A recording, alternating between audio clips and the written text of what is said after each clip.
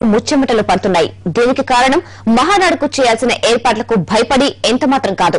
ఆ మహానాడుకు హరికృష్ణ జూనియర్ ఎన్టీఆర్ వస్తే ఏం మాట్లాడతారో, ఏం బాంబులు పేలుస్తారో అనేదే వారి భయం, వారి ఆందోళన.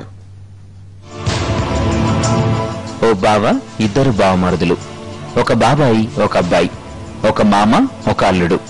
ఇది నందమూరి నారా ప్రొడక్షన్స్ లో నడిచే తెలుగుదేశం నేటి విభేదాల కథ. వీరి మధ్య విభేదాలు ఆయా కుటుంబాలకు ఎంత మేరకు తలనొప్పిగా ఉన్నాయో తెలియదు కానీ పార్టీని మాత్రం ఇబ్బందులోకి నెడుతున్నాయి. వీరి మధ్య గొడవల కారణంగా ప్రతి ఏటా ఘనంగా జరుపుకునే మహానాడు అంటేనే పార్టీ సీనియర్ లీడర్స్ భయపడే పరిస్థితి నెలకొంది.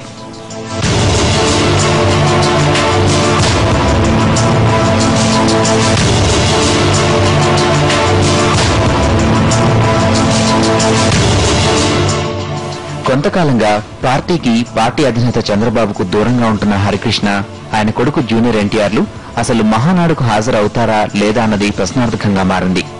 ఒకవేళ ఇద్దరు హాజరైనా ఎలాంటి సంచలనాలకు మహానాడు వేదిక అవుతుందోనన్న టెన్షన్ పార్టీ వర్గాల్లో ఉంది.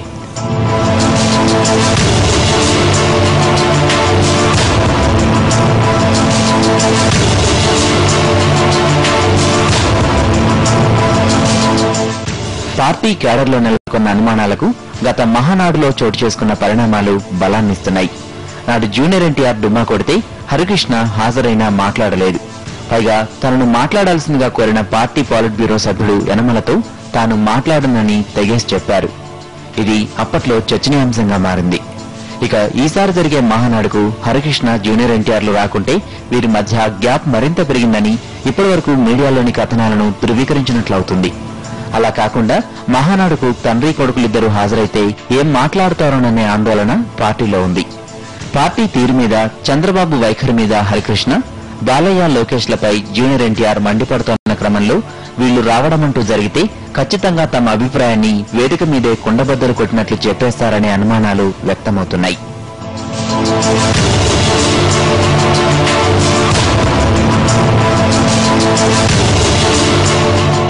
ప్రస్తుతం పార్టీకి అటు హరికృష్ణ, ఇటు జూనియర్ ఎన్టీఆర్ దూరంగా ఉంటోన్న తాము చెప్పాల్సింది మహానాడు వేదిక మీదే చెప్పాలని వీరు భావిస్తే పార్టీలో పరిణామాలు ఆందోళనకరంగా మారుతాయనేది పార్టీలోని ఓ వర్గం వాదన. ఈ రకమైన ఆందోళనలో ఉన్న నేతలకు ఉప ఎన్నికలు ఊరటనిచ్చాయనే చెప్పాలి. బైపోల్స్ కారణంగా మహానాడు వాయిదా పడ్డంతో ఈలోగా ఈ రెండు కుటుంబాల మధ్య నెలకొన్న విభేదాలు సెటరేట్ అయితే బాగుండునని అంటున్నాయి పార్టీ వర్గాలు. కప్పకు కోపం